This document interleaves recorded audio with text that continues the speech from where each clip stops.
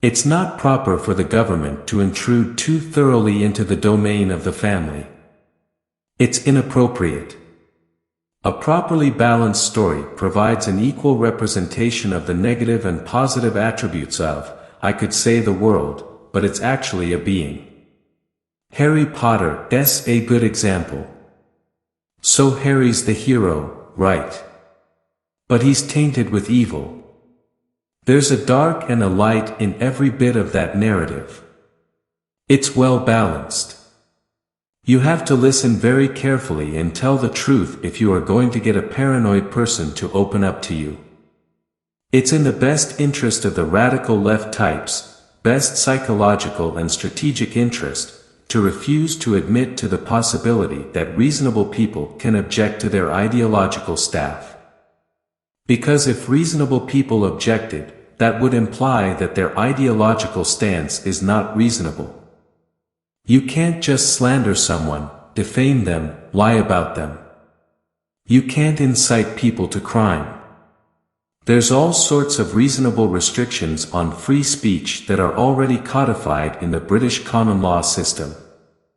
If you're not going to be rewarded for your virtues, and instead you're going to be punished for them, then what's your motivation to continue? People have this capacity within them to set the world straight. It's very difficult to regulate yourself, and if you learn to do that, well, it starts to spill over. In the West, we have been withdrawing from our tradition religion and even nation-centered cultures. People have been fed this diet of pabulum, rights, and impulsive freedom. There's just an absolute starvation for the other side of the story. I happen to be a big fan of Western civilization. I think it beats the hell out of tyranny and starvation. That's another hallmark of truth, is that it snaps things together. People write to me all the time and say it's as if things were coming together in my mind. It's like the Platonic idea that all learning was remembering.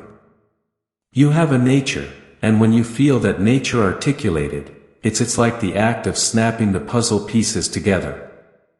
You can't have a value structure without a hierarchy. They're the same thing because a value structure means one thing takes precedence over another.